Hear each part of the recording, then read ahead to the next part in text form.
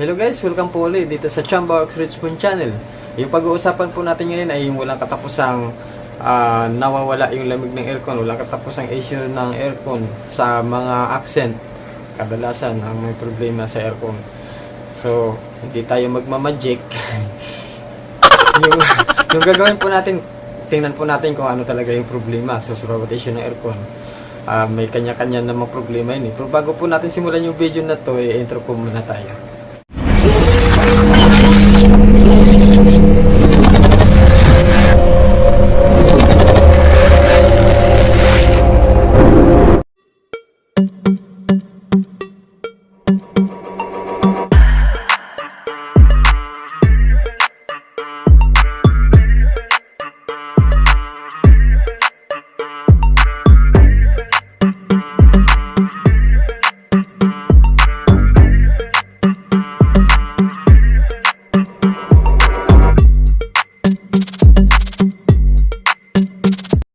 Okay guys, sa problema po ng aircon po natin, bawat issue po na nararamdaman po natin doon sa aircon natin, may kanya-kanyang problema po 'yan.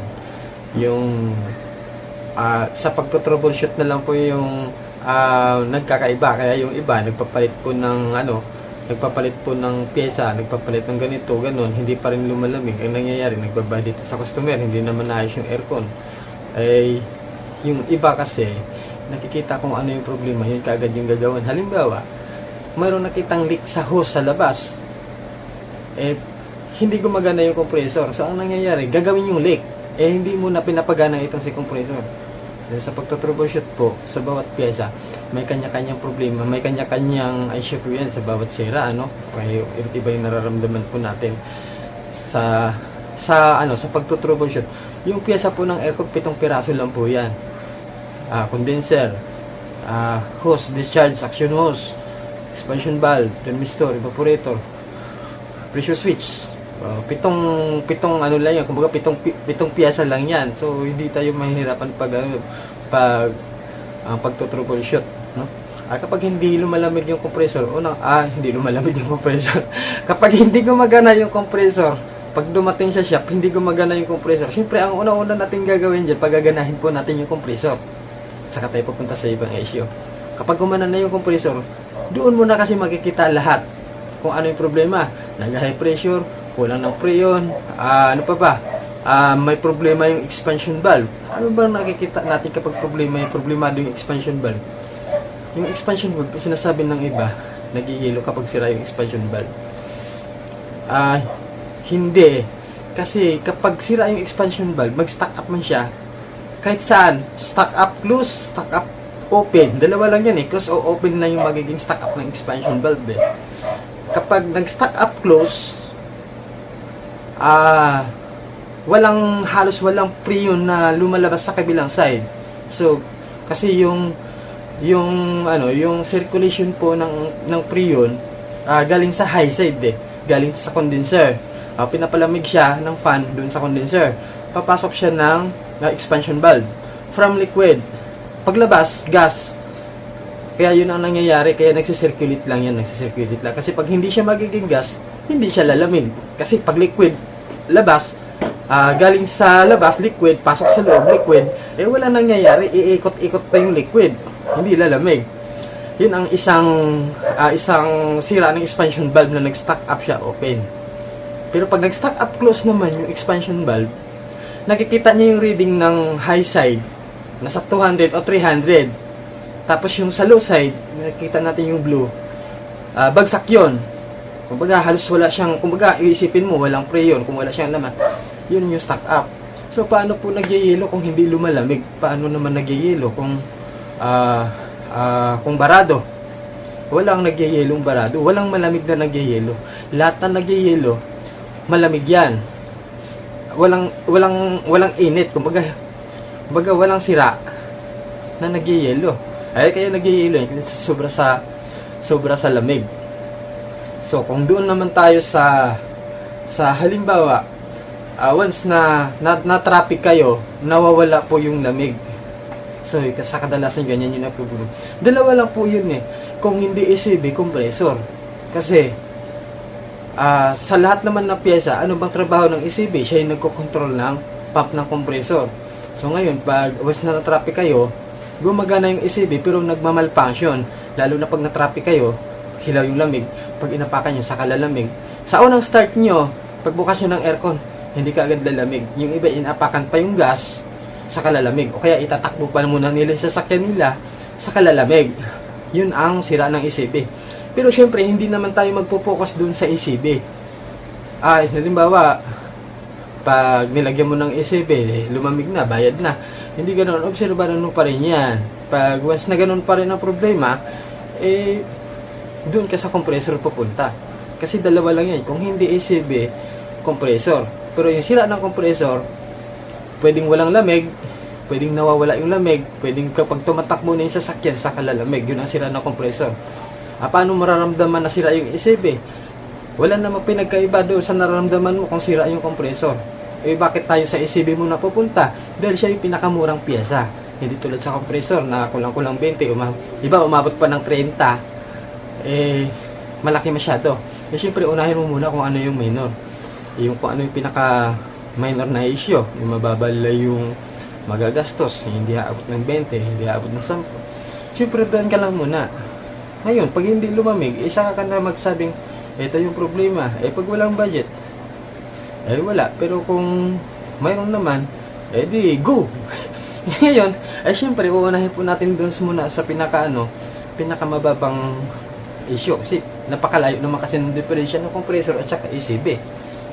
Syempre, unahin mo muna yung ECB. Ngayon, pag hindi naman lumamig, hindi naman para singin mo si customer.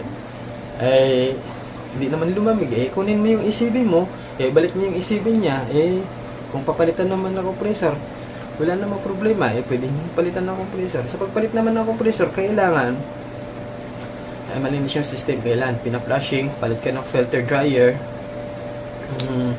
pa-flushing mo yung evaporator, yung linya ng discharge hose at saka suction hose. Tapos condenser, kailangan flushing po yan lahat kasi kailangan malinis. Pag hindi po malinis yan, isang buwan pa lang yung compressor, bibigay ulit na bago. Kung may warranty, puputok din sa technician. Doon na, lugi na. Ngayon, sa pagta-troubleshoot naman ng aircon, syempre, yun nga, kapag sa electrical naman yung issue, walang lamig, high pressure, pwedeng marumi rin yung pins ng condenser o kaya hindi normal yung function ng radiator fan o ng aux fan motor. Kapag mahina siya, mainit na, kailangan na ng dagdag na hangin, hindi niya mapapalamig, kaya ang resulta high pressure, hilaw pa rin yung lamig. Sa expansion valve naman, pwedeng wala kang lamig o pwedeng hilaw ang lamig. Sa compressor naman, pwedeng nawawala yung lamig, wala talagang lamig, yung mga nag-i-stack up na compressor, kasi sa katagalan nag-i-stack up po yan kapag sira na yung loob. Sa condenser naman, yung troubleshoot lang naman na condenser, nag-high pressure lang siya kasi pag barado yung condenser, parang radiator din ng sasakyan, kapag barado yung radiator, nag-overheat yung makina, nag-overheat, nag-hiting ka. Sa aircon, ganun din, pag barado yung condenser, nag-hiting din yung aircon, nag-high pressure yun, nagre-release ng freon yung compressor kasi yung compressor mayroong release valve yun pag sobrang bigat na kumbaga sobrang taas na ng temperature, maglalabas siya ng freon, magre-release siya. Kaya yung iba nagtataka wala namang leak, bakit nagbabawas ng freon? Yun pala, sa compressor nag-high pressure, kailangan linisin lang yung radiator vents at saka yung condenser, kailangan linisin para yung flow ng hangin mula sa labas magiging sakto, napapalamig yung maayos yung makina, yung aircon. So, kapag naman ang sira ay thermistor, walang lamig, o kaya nagyayelo, pero karamihan naman hindi talaga lumalamig kapag sira yung thermistor. Kadalasan naman kapag nagyayelo, marumi lang yung evaporator. Pero mayroong nagyayelo na napakahirap din patinuin, lalong-lalo na bago na expansion valve, bago na ECB, bago na thermistor, bago na evaporator, nagigilo pa rin. Basta makinig lang ho kayo sa technician. Hindi ho kayo, wag ko kayong gagawa ng sarili ng yung troubleshoot. Pinalitan na natin lahat, pinalitan ng ganito. Ayun pala, binalik naman yung lumang thermistor. Mahirap yun. Kaya kapag nakikialam na yung may-ari ng sasakyan, mahirap na gawin yun. Kasi mahirap na patinuin yan kasi magkakaiba yung kanyang magkakaiba yung nagda-diagnose siya ng sarili niya at yung diagnose mo magkakasalungat, di titinuin yung sasakyan. Dapat hayaan nyo na yung technician na gagawa ng sasakyan nyo. Kapag hindi tumino, balik nyo sa kanya yun. Lahat naman hindi nababayaran yan kapag hindi tumino. Basta no fix no pay naman. A few moments later. Siyempre, payo ko lang din doon sa mga mga car owners, hindi lang sa accent nangyayari naman lahat kahit sa anong sasakyan Kapag pumunta kayo sa shop para pagawa ng aircon nyo, kasi kadalasan naman talaga pag aircon shop, free check up 'yun. Basta aircon shop, free check up, free estimate 'yun. Ngayon, ang punta nyo doon, gamitin nyo muna yung free check up at saka free estimate. So ngayon, kapag may papalitan silang piyesa at hindi sigurado, hindi lalamig, kailangan doon na yung sa pag-uusap nyo. Depende yun sa pag-uusap nyo. Pero dapat talaga, kahit anong piyesa man ang ikakabit dyan, no fix, no pay. Kasi yung pumunta ka naman dyan sa shop na yan para maayos yung problema mo ngayon, kung hindi naman naayos, wala ka dapat babayaran. Kaya, payo lang po doon sa lahat na may problema sa aircon ng kanilang sasakyan.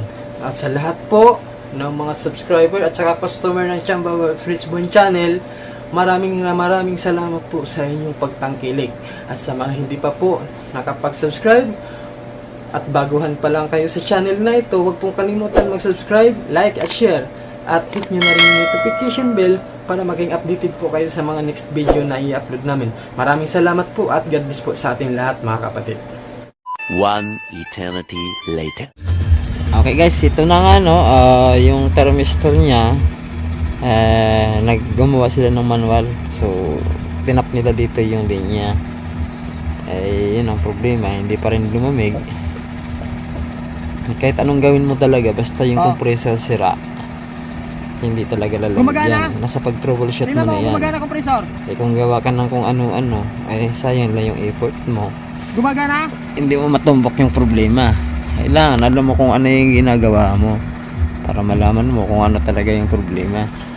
So ito na po yung bagong compressor natin, original po siya, doon. Magkakamukha pare. Yan. So dito sa shop mayroon naman po tayong warranty dito sa pyesa na to. Kaya kailangan talaga ng warranty dahil pakamahal niyan. Nagpalit ka nagpalit ng itig. Magkano ginastos mo nung unang gawa? So yan, kakabit po yan ni Kuya Grasa. Si Kuya Grasa magkakabit niyan kasi busy si Kuya Mel sa kabila. Dahil nga mayroong kasabay na dual clutch. Dapat naman wala kang babayaran. So ito, ini-install na po yung bagong bagong compressor. Oo. So ito po si boss, galing pa pong probinsya ito. Ito po yung dryer niya. Napakaitim na po. Doon niyo po makikita masira talaga yung compressor kasi hindi dapat iitim ng ganyan. Hindi dapat iitim ng buo yan. So yan, si Kuya Boy Grasa, siya na magsasampa ng compressor. Ayan naman madali lang naman ikabit yan, 4 na katornilyo lang. Tapos fittings. Sige boss, salamat. Ayan. Sa compressor po pala, ito naman yung customer natin yan. Businessman. Kasama ka rito. Ingat. Ayan. Taga-Pila Laguna yan. Ito naman. So yan, yung compressor po na nabibili natin, yung kinakabit po natin, kasama na po yung ECB. Kasama na po dyan na bago. Sige boss, ingat. Salamat. So yan, kailangan yung compressor na ikakabit po natin kung ano yung compressor na nakakabit sa kanya para wala pong babaguhin, kasi yung iba nagko-convert hindi maganda kasi nagbabago din ng linya. Hirap, delikado. Yan, so yan na, tapos na. Ikakabit na po natin yung manifold gauge. magcha-charge tayo ng Freon. So ayun, ganyan lang kadali. So yun naman pina-flashing muna yan. Kailangan i-flashing mo yung system bago ka magkabit ng compressor. So yun, start na po natin. Yun. So tingnan natin yung compressor kapag gumana. Kapag yung blue side Wala, binalik ko na sa bumababa siya, Tinanggal ko yung ibig manual sabihin pero nagpa-pump na yung compressor. Oh, yung stock niya na yun. So yun, makikita nyo po dito sa video yung manifold gauge. Yan, kung nakita nyo yung blue, mas mababa siya, ibig sabihin gumagana na yung compressor. So tapos na yung problema. So ganun lang po kadali mag-troubleshoot ng air